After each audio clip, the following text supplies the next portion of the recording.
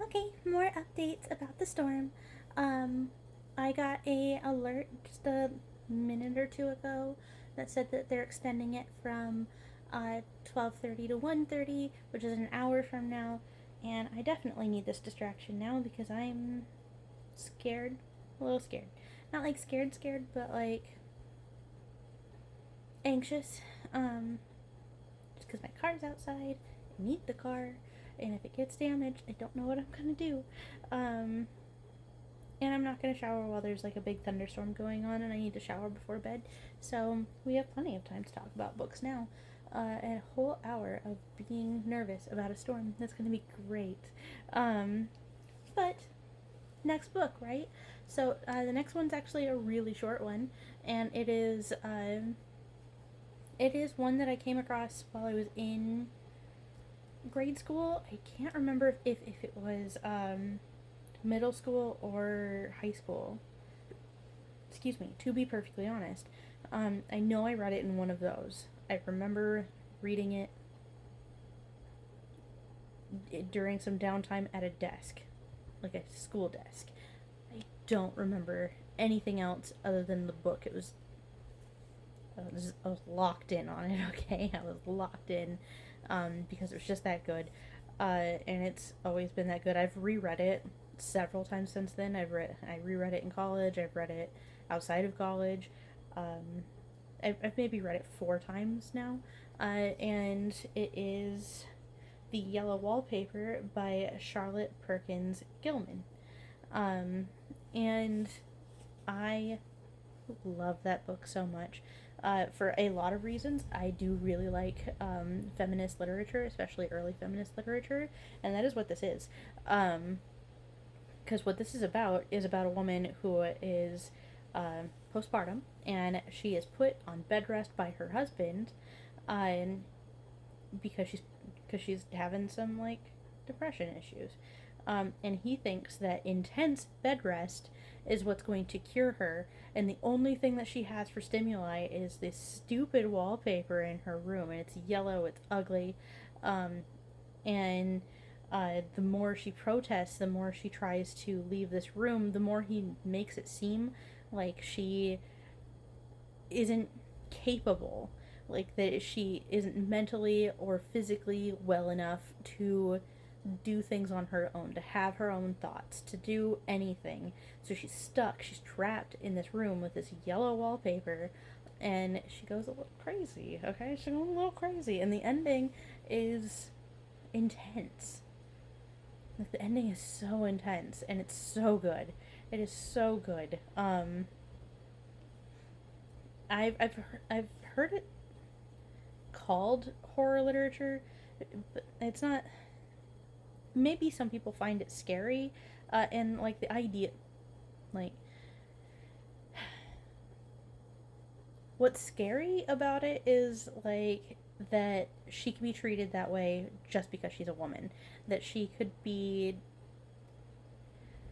told that it told and expected to follow exactly what her husband tells her to do because he's her doctor.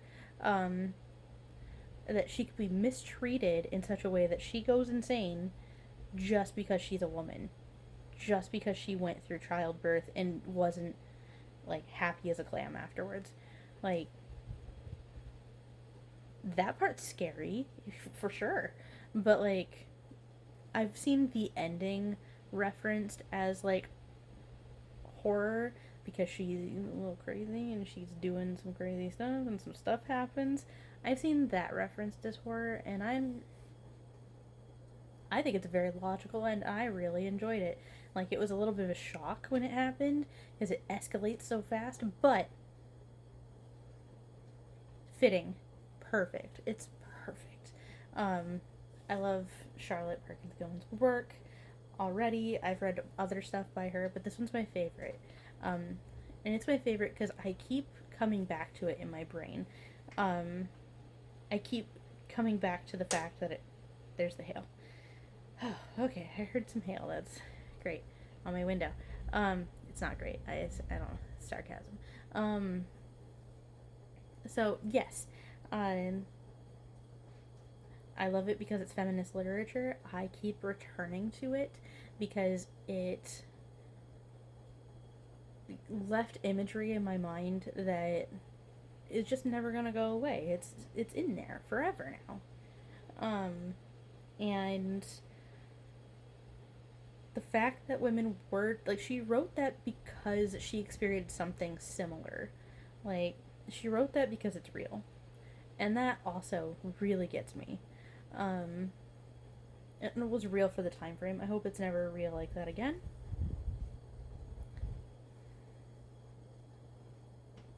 But uh, I do really enjoy it. Um, it's it is something that I think about a lot. Like, it's not like it doesn't just like pop up when I see some yellow wallpaper, though, like occasionally it does. It's what like comes up in my brain, um, when when I think of like when I hear about like, I like true crime, so when I hear about like spousal abuse, especially like mental kind, that's one of the first things that like pops up in my brain, even if it isn't entirely relevant. It'll still just come up in my brain. Um, so yeah, it's pretty interesting. It's hailing. Oh, my poor car. Okay. Um, I'm gonna move on to the next book. But if you haven't read The Yellow Wallpaper yet, please do. Please do. Oh, it's so good. It is so good. The ending is just, oh, it's so good. Um, like, you would think that kind of escalation, like, it's the perfect amount of escalation to me, because it is so easy to go too far with an escalation at the end of a book. I'm sorry, I'm still focused on the window because hail, because I can hear it. Um, it's so easy to go overboard with an escalation, especially when, um, like, you really want to shock your audience, and like, the moment in the book it is a bit of a shock, um, but it's not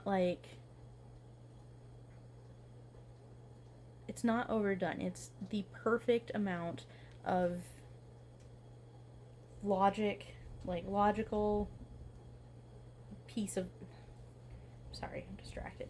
It's the perfect amount of like a logical conclusion with, did that really just happen? It's so good, and like it's important. It's important to like remember that people are not like, there are people who are like diligent, delicate and fragile and not capable of their own senses, but it's not because they're women. It is not because that they are like a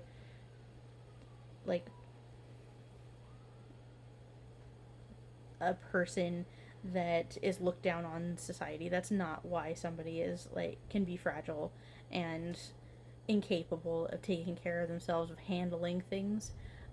Sometimes people do need like some kid gloves, but it doesn't mean that just because uh,